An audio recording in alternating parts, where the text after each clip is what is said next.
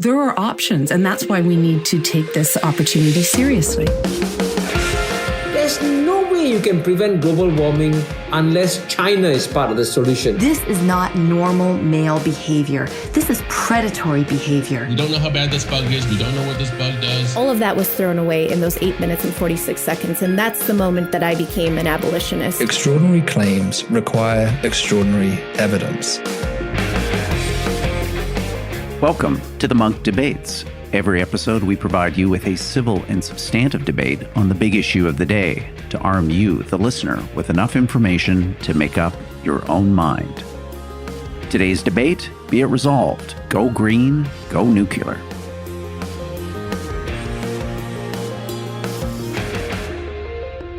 By 2050, the United States will be 100% clean energy economy with net zero emissions. Making Canada net zero by 2050, an ambitious goal now legally binding.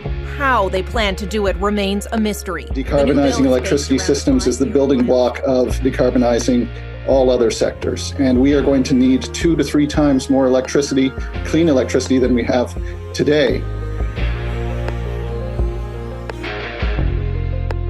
Hello, I'm your moderator, Rudyard Griffiths. Well, zero emissions by 2050. That's been the rallying cry for many of the world's largest economies, including the US, UK, Japan, Canada, and most notably, China. But with fully 80% of carbon emissions coming from fossil fuels, demand for electricity continuing to grow by leaps and bounds, and storage batteries still in their infancy, it's not clear how any of these countries will live up to their greenhouse reduction promises. The answer, say an increasing number of environmentalists and energy experts, lies with nuclear energy. This much vilified generator of power actually requires fewer materials and produces the least amount of carbon of any energy source, all with a geographic footprint 50 times smaller than solar. Nuclear energy is also a proven technology, having been around for more than 70 years, and it currently supplies fully 10% of the world's energy needs. Here's Bill Gates, founder of Microsoft. I see nuclear as having incredible potential because the amount of energy you can get out of in a small area, and what I think can happen to the economics with the right innovation, mean that I think that's one of the important paths to pursue. Critics say that this seemingly simple solution to climate change comes with potentially catastrophic costs, as the accident at Fukushima Daiichi in Japan demonstrated just 10 years ago. The built-in risks that accompany splitting atoms makes building safe reactors a lengthy and costly exercise that runs contrary to the urgent timeline to achieve a zero-emissions future. The arguments for using nuclear power to address climate change are specious, as we know. It's too slow, too expensive, unsuited to distributed generation and the coming smart grids, as well as completely impractical for rural third world environments. Meanwhile, renewable energy production and innovation is scaling up by leaps and bounds, sending the price of green power tumbling. Solar, wind, hydro, and geothermal energy, not nuclear, is the more practical solution, according to some experts, to the climate change challenge. On this installment of the Munk Debates, we challenge the essence of these arguments by debating the motion, be it resolved, go green, go nuclear. Speaking for the motion is Todd Allen, the Department Chair of Nuclear Engineering and Radiological Sciences at the University of Michigan. Speaking against the motion is Gregory Jaczko, former chairman of the U.S. Nuclear Regulatory Commission, lecturer at Princeton University, and author of Confessions of a Rogue Nuclear Regulator. Todd, Gregory, welcome to the Munk Debates. Morning. Thank you. Good morning. Really looking forward to this debate today. You know, this is an opportunity, I think, for us to take a break from everything COVID and think a little bit about some of the big issues that are going to confront all advanced economies around the world coming out of this crisis, out of this pandemic. How do we grapple with probably the number one long-term issue facing society today, which is climate change and its effects on every aspect of our lives. So the opportunity to spend some time with both of you who have deep area expertise and a kind of passionate engagement with the issue that we'll debate today is a pleasure indeed. So on behalf of the Munk Debates community, thank you for giving us your time, your insights, and your experience. A simple resolution today, kind of taking us to the essence of this debate. It's be it resolved, go green, go nuclear. Todd, you're arguing in favor of today's resolution, so I'm going to put 2 minutes on the clock and turn the program over to you. So energy makes our lives better. We want our energy to be clean, affordable, resilient, and equitably distributed. And climate change is really driving the conversation about what we mean by clean.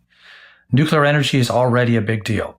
It's 20% of the U.S. electricity supply, which is more than half of the carbon-free electricity. And when we look historically at countries that have decarbonized, for instance, France, Sweden, Norway, or even Ontario's getting off of coal, they had a strong basis in hydro and nuclear. Why do people consider nuclear energy for the future? One, climate change. Nuclear energy produces zero carbon during operation, produces about 1 million times more energy per reaction as fossil fuels, so you get a lot of energy out of a very small amount of infrastructure. Second, resilience. The North American Electric Reliability Corporation is concerned about the risk that reliance on single fuels present to dependable electric service. Third, supply chain. There are countries around the world that are building new nuclear energy or have announced aspirations. The question is, does the U.S. compete for those jobs? And fourth, international leadership. Those who build the systems get to guide the international norms. Does the U.S. want a voice in how nuclear energy is deployed worldwide? And currently, nearly 2/3 of the plants being constructed use Russian or Chinese designs. When I look at a lot of colleagues who do studies on the overall system cost, system reliability, and cost variability of a zero carbon system, they consistently show if you use a mix of zero carbon production sources, you're better off. And so using a variety of sources takes advantage of the strengths of each one of those sources. So finally, who's supporting nuclear energy right now? Large number of private companies are pursuing new nuclear energy products. Many utilities have zero carbon clean energy commitments, typically aiming for 2050, and they consider nuclear a strong part of their potential mix. We have strong congressional bipartisan support in the U.S. Congress, and it's been growing over the past decade. More civic groups are indicating nuclear energy is a needed component in the future. The Biden administration has indicated support for nuclear energy, the Canadian government as well. And even last week, the Japanese energy minister stated that nuclear power is essential if the country is going to meet its green targets. So all of this evidence leads me to support the resolution, Go Green, Go Nuclear, understanding that nuclear is just one component of a zero carbon clean energy system. Thanks. Thank you, Todd, for those opening remarks and for setting out our debate. I really appreciate that. Greg, we're going to turn it over to you. Similarly, we're going to give you 2 minutes on the clock to set out the key points you want to make to open today's debate. You're arguing against our motion, be it resolved, go green, go nuclear.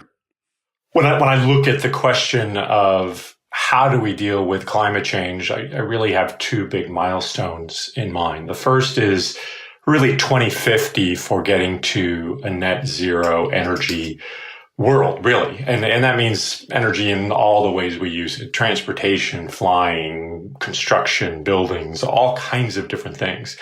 A big component of that, of course, is how we generate electricity.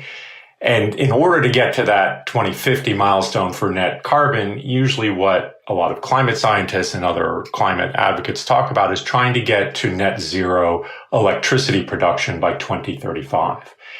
So that's a pretty short timeline. We're talking about basically 15 years from now. And right now, non-carbon emitting resources make up less than half of the total electricity production in the country. So of that, about 19% comes from nuclear, and the rest comes right now from a combination of wind, solar, and hydro. So right now, the majority of non-carbon emitting electricity sector contributions come from non-nuclear sources.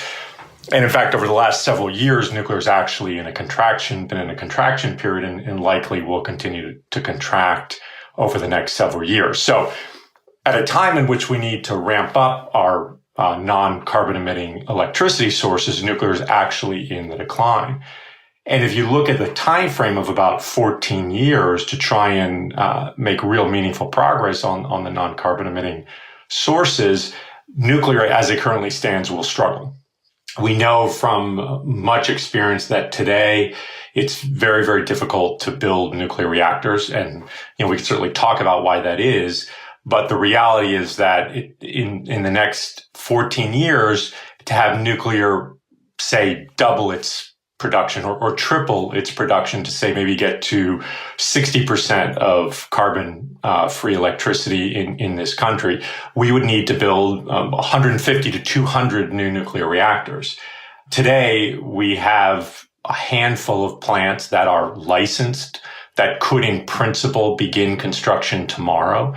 We have 2 plants under construction. Those plants have been under construction now for over 10 years. We had another 2 that were started and were canceled because they were so far behind schedule and so far over budget. So from a practical standpoint, I simply don't see how nuclear is going to make a major contribution to that need to really get rid of all of the carbon emitting resources that we have within the next 14 years. And that's just a practical limitation on what's happening in the market, what's happening with the technology, and what's happening with the deployment capability. And that's really the milestone that we have to focus on. So we need practical solutions today because time is running out. Thank you, Gregory. Now, a chance for rebuttals, the opportunity for both of you to react to each other's opening statements. So, Todd, I'm going to put another couple minutes on our show clock and turn the microphone back to you to react to what you've just heard from Gregory. What key points are you going to take exception with? Yeah, so first I want to agree with Greg that I do think that renewables, wind and solar, are going to be a big part of the transition to zero carbon electricity, zero carbon energy. Without a doubt, the price drops that have happened over the past decade or so makes that possible in a way that, I wouldn't have imagined 20 years ago in my career. So I agree with him there. I do think, though, that one of the issues that will make that challenging is when we transition to zero carbon, it's a huge infrastructure build. And it's more than just building new energy production technology. It's all the transmission and other infrastructure associated with that. And so I do think one of the things that we have to think about in pushing to zero carbon, and why I don't like taking things off the table, whether it's nuclear or carbon capture or others, is that I don't want us to underestimate the challenge that's involved in going to zero carbon and moving down to single technology solutions. I just think it's going to be hard. And I think to some of the things I talked about, system cost and resilience will be challenged there. To Greg's point about 2050, zero across everything, I think that's another area nuclear will contribute. You can build nuclear technology that gives you direct heat and things that industry uses in probably a more efficient way than going from creating electricity then back into heat. The last thing I think I'll note is that there are a lot of new companies I mentioned with products in the pipeline, some of them talking to the regulator, targeting being ready for in the next decade. NuScale Power has developed a new modular light water reactor nuclear power plant using a safer, smaller, and scalable version of pressurized water reactor technology. Rolls-Royce has announced that it plans to build small modular reactors, or SMRs, and install them in old nuclear sites across the United Kingdom by 2029. So I don't think we eliminate that possibility. And the last thing I'll point out is that the price drops in renewables happened over about a decade. And it was some very smart public policy around combining research and incentives to commercialization that helped that. I don't think it's technology specific. I think that those same approaches could work for nuclear as well as carbon capture and other things. So I think if we're smart about it, we can bring the costs down on all of the technologies we need for zero carbon. Thank you, Todd. So similar opportunity for you here, Greg, to make some early opening critiques of the arguments that Todd's presenting, to advance your own case here as to why our audience listening today should oppose our motion, go green, go nuclear. Over to you, Greg. I think it really just comes back to the practical ability to accomplish this. And I just haven't seen it. Todd brings up a number of points and the potential perhaps in that beyond 2035 timeframe to have nuclear as more of a heat source than an electricity source. Again, I'm not sure that we won't come up with better solutions to do that evolve a separate energy stream than nuclear. I would also just say to some of the specific points, this idea of a single source solution, I think while we talk about renewables as a class of solutions, they're not really a single source. The different contributions in the renewable space all have very, very different operating characteristics that can often complement each other. For instance, hydro is a resource that tends to be seasonal. In certain parts of the country, you have wind and solar, which on a time of day perspective often complement each other. And then we have a lot of untapped, more traditional dispatchable types of renewables like biomass and geothermal. So I don't think if we're looking to do a net carbon electricity sector without nuclear that we are going with a single source solution. In fact, it's a multi-source solution taking a variety of different resources that have very different operating characteristics. So I think you do get that with, say, a 100% kind of traditional renewable solution. Again, I just come back to the fact that the practical implications of what we need to do in the next 15 years precludes a nuclear solution. We are simply not building plants. There are not 100 plants that are ready to begin construction tomorrow, which is effectively what you need. And so, without that, I think we're just talking here about words and not actual practical solutions. Hi there, Rudyard Griffiths, the moderator of the Munk Debates. Look, this we know. Our society is becoming dangerously polarized. We don't listen to each other. We don't search out opposing views. Instead, too many of us live in tribes, convinced that we are right and they are wrong. It's time to put a stop to polarization before it wrecks our democracy. This is what the Munk Debates charity is all about, ending polarization, searching for common ground. We do this by producing the world's only weekly debate radio program, through our Munk Dialogue series, and through main stage debates on the big topics of the day. Support civil and substantive public debate by becoming a Munk member. As a member, you get access to our 10-plus year online library of great debates in streaming high-definition video, a free Munk Debate book of your choice, ticketing privileges, and so much more. 30% off when you use the promotional code MONK2021 at our website, monkdebates.com. Again, that promotional code MONK, M-U-N-K, 2021 at monkdebates.com. Join now and help fight the polarization of our democracy. Now back to our program.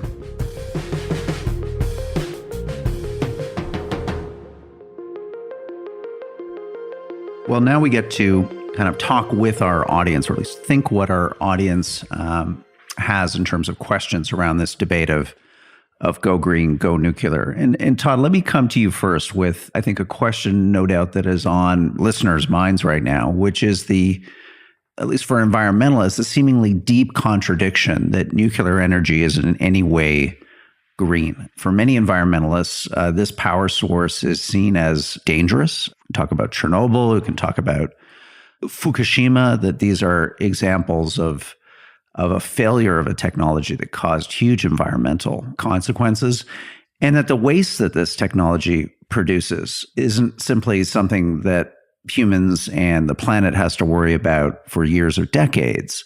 It's a waste product that has risks to the environment for millennia. So I'd like to hear a little bit from you, Todd, as to, if you're speaking to a hypothetical environmentalist, what is the case that you would make to say, no, you're wrong? There is actually a green aura, a green impetus to nuclear power. Well, I think the green impetus behind nuclear power comes from a couple of places. One, it's zero carbon, right? You do not produce carbon dioxide during the production of power from a nuclear energy source. That's one. Second, it's the highest energy density source we have, right? So in making power, it involves the smallest amount of mining and sort of having to dig things up, right? So from that perspective, we touch the earth very little. I think on your comments about the safety of the technology, the day-to-day operation of nuclear technology has proven to be very safe. Look at statistics around operational safety around nuclear plants. It's very good. Where you have had issues, and you pointed it out, were the 3 cases where we had sort of major industrial accidents. So Fukushima, Chernobyl, and 3 Mile Island. Although in 3 Mile Island's case, effects outside the plant were not significant. I would argue on the safety standpoint, we've proven that you can operate it safely, and that improvements in the technology beyond the first generation that we built also will allow us to eliminate the large consequence, low probability accidents like we've had with Fukushima. That's one of the promises of second generation of the technology. And I actually think we've gotten much better at operating the technology over time. I think on the waste, the argument is there's very little of it. We've shown that we can handle it safely. We store it on site in engineered casks. That's not a risk to people, but it's unacceptable because we don't want to keep rebuilding and reshuffling casks. So we look at geological disposal. And some countries are successfully opening up their repositories. So, in the U.S., we have not been able to open up a repository for a fuel, although we dispose of other nuclear wastes all the time. Low-level waste from the power plants, from hospitals, defense wastes from defense programs. And so places like Finland have a repository, Sweden on track for a repository. In the U.S., I think the issue was we dictated to the state of Nevada that they got the repository, and they were very unhappy with it. And I understand their point. The Yucca Mountain project was all but dead until 2017 when the Trump administration revived a plan to store nuclear waste there. For purposes of the state of Nevada, we have been fighting against. We are united from Republican and Democratic governors. It is not safe for the storage in Nevada. So I think technologically we can dispose of the waste, but we need to stop thinking of it solely as a technology problem and engage sort of the social scientists to help us work through how to make it acceptable. And we see this in other countries. Sort of finished with a recent report from Sweden about how they got on track. And they started out and they turned over the waste problem to technologists who only studied geology. And it wasn't until they partnered the technologists with social scientists to look at how do you actually make a convincing case that a community may get value from being the hosts, and they have successfully done it. So I don't think it's unsolvable. We've made it very difficult for ourselves. But I think in the end, the zero carbon benefits and the fact that we need very little fuel and very little mining to make it possible, keep it in the conversation as a green technology.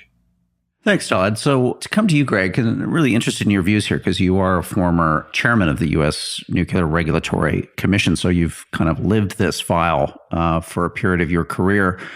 Todd making 3 points here. One, that nuclear power touches the planet very lightly. I think that's an interesting idea. That on safety, we're making big improvements with this new generation of designs for reactors.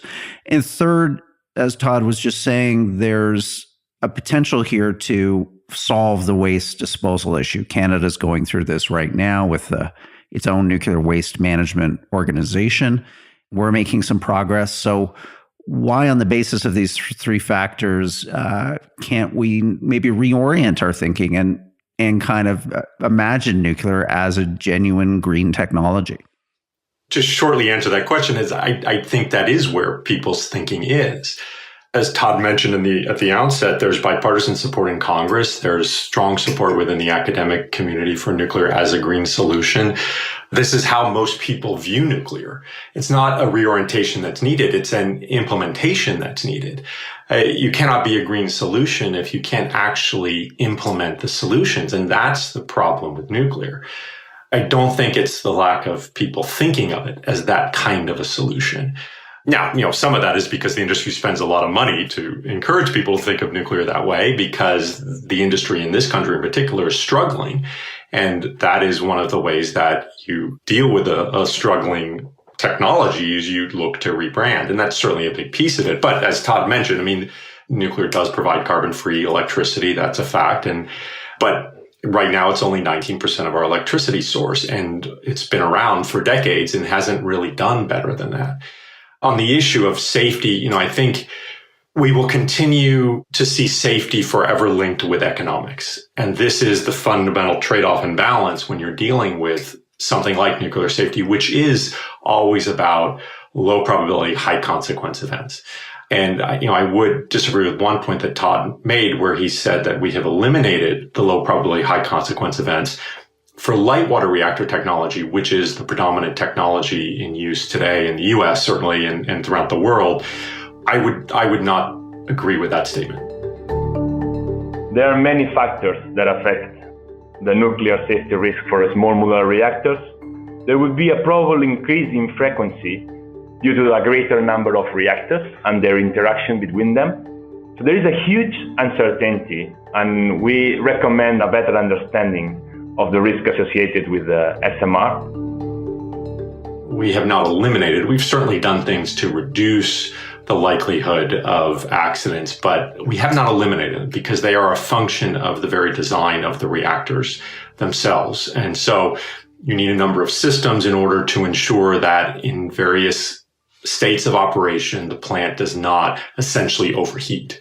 But the basic physics are there always to overheat. And so you rely on auxiliary systems to prevent that from happening. And we know that there is no foolproof system that can be invented by people. So we have certainly done things to reduce it, but we've not eliminated that. But again, that comes with a cost in financial terms. And that is part of what is making nuclear very non-competitive today, is the cost that you need to deal with that particular safety feature of nuclear. And Greg, just to push on one more point of Todd's, though, about the light touch of nuclear on the planet. I mean, solar, for example, land use compared to nuclear, astronomical in terms of the difference. As Todd's pointing out, the mining that you need to do to create the inputs for a lot of these renewable technologies, especially, again, solar, much greater than nuclear. So why on just a purely environmental basis shouldn't we be over-indexing for nuclear based on its greener input costs and the dependable power that you get out the other end? I would concede that point, perhaps, that nuclear overall life cycle mining impacts are lower than renewables. The land use is, in my view, is not a meaningful argument. The facts are that solar, if we were hypothetically, just to say that we were to cover the entire United States with sufficient solar panels to provide the total electricity generation that we use in a year, that would be 1% of the landmass of the United States. So solar is talked about as having this big landmass, but it's actually still relatively small impact. And again, looking at solar in particular, if you were to just take existing surface area, so roofs, parking lots, and cover those with solar panels. So not increasing land use one bit from what we currently have for other structures, you would actually accomplish 50% of the energy that we use in a single year. So, again, this comes back to the fundamental environmental issue that we are trying to tackle right now is carbon reduction. And nuclear is simply not solving that problem. It may have wonderful characteristics, but if you can't build a nuclear power plant in less than 10 years, and if you can't do it at a cost that's competitive with other non-carbon sources, it doesn't matter. And that's where we find ourselves today. So these other technologies do have environmental benefits. They may have some impacts, but there is no energy resource that doesn't have impacts. So, from an overall environmental perspective, these other sources are good and they're actually working. And that's really what it comes down to at the end of the day. So, Todd, let me build on one of Greg's points there, because I think, again, our listeners are kind of trying to wrap their minds around the cost efficiency of nuclear. The industry itself is reporting that the lifetime total costs of building and running a nuclear power plant versus a renewable or, utility scale solar power plant, those costs are going up while the costs of renewables are going down. So it seems like the trend line for nuclear is headed in the wrong direction versus renewables heading in the right direction. So leaving aside these issues of whether it's greener for the planet or its positive or negative environmental effects, why just on a pure specific cost-benefit analysis, why isn't it right to just say that nuclear has priced itself out of the race for the technologies that will power a green future? So I think there's maybe two answers. So when we're talking about these costs, we're talking about current generation plants, the sort of large plants that we've traditionally built. And they're not impossible to build in a shorter period of time. And we see that in China. We see the South Koreans building plants in the United Arab Emirates close to the 5 years originally proposed. And so I do think that the idea that it's impossible to build a traditional large nuclear plant in a timely manner is not true. And I like to differentiate that between the US and Europe, where we stopped building them. We never really in the US built replicas, right? Even when we were building at the 30 plants per decade in the 70s, 80s, and 90s, utilities were sort of customizing the plant in different ways. And so when you think about how we brought the cost of solar down, right? It's because we're repeating. And so I think that it is possible to bring costs down in nuclear or other large technologies, but it requires that you do it. We've seen in the case of China and Korea, when they have done it over and over, there is a learning curve, the way you'd normally expect, that we haven't seen in the US. Thanks, Todd. So Gregory, we're going to move to closing statements in a moment. But before we do, I think it's important to just touch on, I think, one more issue here that's kind of top of mind for listeners. And it really comes out of the extraordinary experiences in much of the continental United States, the plains down into Texas, this incredible polar vortex that completely slammed the energy industry, the ability to provide power to people based on the incredible loads that were being generated as people tried to heat their homes. Why isn't it just essential to have a dependable, reliable source of power like nuclear as a major part of America's future power grid in order to deal with these, they used to be 1 in 100-year events, but maybe with climate change, they're going to be 1 in every decade events that would severely challenge both the technology and the power generation capacity of any renewable system? I would say I think your question has got a lot of loaded assumptions in there. Number one, the biggest problem with the polar vortex was primarily with fossil fuel resources. Right now, the power system in Texas is seizing up. What we're seeing is that some of these traditional thermal power stations, which include coal, gas, and nuclear, have equipment literally freezing over, seizing up, and that is contributing to some of the power failures. The projections actually for wind resources during the polar vortex were relatively low because the projections during the polar vortex were for a minimal amount of wind to be in operation. However, some of the wind did suffer from icing and other effects of the extremely cold weather. That's not to say that you can't design wind systems that deal better with those temperatures. They're just not like that in Texas because Texas does not plan for events like this. So there's a saying in the law that the edge cases make difficult law, and we shouldn't necessarily design our electricity system around a very, very low probability event like this weather phenomenon. But by the same token, there certainly are combinations of renewable systems that would do perfectly fine in an event like this.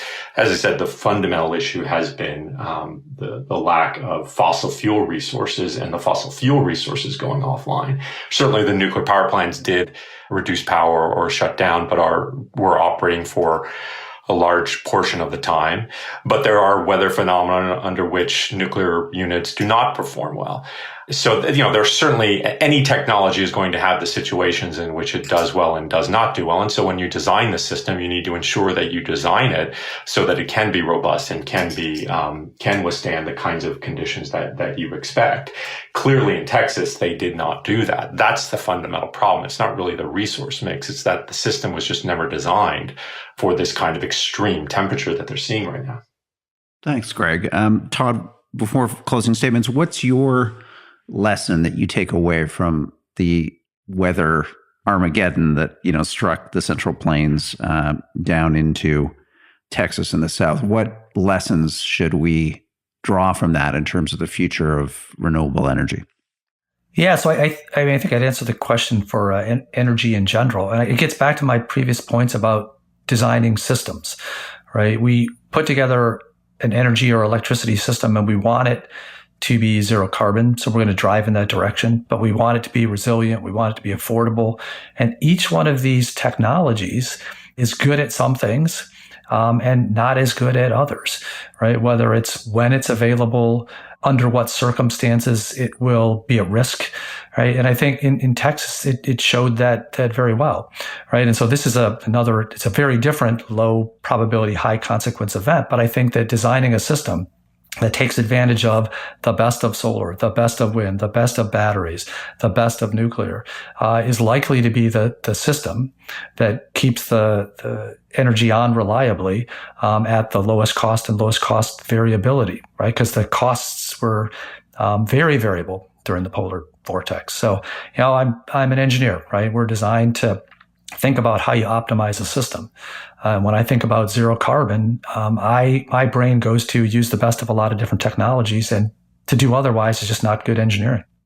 Thanks, Todd. Let's go to closing statements. This has been a terrific debate. I've learned so much from both of you. I'm going to think about this issue in new ways, and that's the power of, I think, this format and the ability for us and our audience to access people of your kind of experience and insights. So, Greg, I'm going to put 2 minutes on the clock for your closing statement. You've been arguing against our motion, go green, go nuclear. Let's have your concluding remarks for the debate. Well, thank you, Rudyard, and thanks, Tom, for your thoughtful comments. And I very much did enjoy doing this. I would come back to the points that I made at the beginning, which is that we are looking to try and, in the electricity sector, decarbonize in the next really 14 years. And that's a very, very aggressive timetable and will require some very significant investments in infrastructure and significant costs. So the solutions we're going to have to look to are going to be the solutions that can be built and constructed in that time frame and that can do it at the lowest cost. And right now, those solutions don't include nuclear. In the United States today, we have almost no plants that could come online in the next 10 to 15 years. And in the U.S., the time to build a plant is anywhere from 5 to 10 years. And to make really a meaningful contribution to the overall carbon electricity landscape, we would need to build 100 or more plants basically starting tomorrow. And that's simply not happening. So when we look at the solutions that are most viable, it's just not nuclear. And I think that's the fundamental issue that this comes down to, is we're no longer at a point at which we have the luxury of planning or looking for optimal improvements to the technologies that are out there. We have to look to the toolkit that we have kind of strapped around our belt today. And in that toolkit is wind, solar, geothermal, battery storage, hydropower. These are the solutions that we can deploy and have the best chance of getting to that carbon neutral level by 2035. And unless nuclear can do some significant improvements in construction time, in cost, in operational flexibility, which is an issue we didn't really get to, but as we introduce more intermittent sources like renewable into the grid, what we really need are sources that can adapt to power changes. And that's not the current design of nuclear reactors in this country. And moreover, if you're operating nuclear reactors at lower capacity factors, you then increase problems again with the cost. So the system that we're looking at, and the one that seems the most viable, is a system that simply does not favor nuclear. And that's why, irrespective of what we may think of the virtues of nuclear, it's simply not a practical solution in the marketplace today for a net carbon electricity sector in the short term. Thank you, Greg. So Todd, we're going to give you the last word in this debate. Go green, go nuclear. Take us away. So I go back to energy makes our lives better. People around the world will continue to demand clean, affordable, reliable energy distributed equitably, and protecting the climate requires we accelerate our use of zero carbon energy. Nuclear energy currently produces more than half the U.S. zero-carbon electricity. We need to keep that current fleet running, not make the mistake Germany is making of shutting down nuclear plants and adding fossil fuel as a replacement. One thing that's interesting to Greg's comment about flexibility, some of the nuclear plants are now starting to look at making hydrogen when electricity is not available. So not planning to start up and shut down the plants, but look at different business models, different products. In addition to that, companies are designing new types of nuclear products that aim to do more than the first generation of plants. This is important. Think of any technology. You get better as you go beyond the first generation of commercial products. Some of those companies plan to be online in the next decade. They're talking to the regulator. They're working their way through the system. They have more intended functions than just large electricity. As a side note, having been a submarine officer, I can attest that, roughly 100 people can live in a home with a nuclear reactor. So I think thinking about nuclear differently than we traditionally have is important. I think these new products coming along the line have features that improve upon the strong safety record of the first generation of plants, including ways to prevent small probability, large consequence events like Fukushima. There are communities that are proud hosts of nuclear technology. The Energy Communities Alliance are strong advocates for being the place to build new nuclear technology, and nuclear plants have been good neighbors for these communities. To Greg's point, like all technologies, nuclear companies need to find ways to decrease cost. I think from a public policy perspective, we should follow the model that we did with solar and wind to combine research and public policy to help drive the costs down. And I do think that making a transition to zero carbon requires a lot of infrastructure, and infrastructure can be hard and time consuming. You think about transmission lines. They're not easier to build than a nuclear plant. I use a quote from Sheila Janisoff, who's a professor at Harvard Kennedy School that I like, that says, "Scientific and technological advances bring unquestioned benefits, but they also generate new uncertainties and failures, with the result that doubt continually undermines knowledge and unforeseen consequences confound faith and progress." And I think we need to keep all zero carbon technologies in our discussion because we're going to have unforeseen consequences. So I think for the health of the planet, we have to go green. I think we do that through a combination of all our technologies that decrease carbon in the atmosphere. To do that, we need to keep including nuclear, building on our first generation of this very important zero carbon technology. Thanks. Hey, thank you, Todd. And thank you, Greg. This has been a civil, substantive debate. You've engaged with each other. You've engaged with the issue, and we're all the better for it. So on behalf of the Munk Debates community, thank you both for being part of today's conversation. Thanks for the invitation. It's great. Yeah, thank you.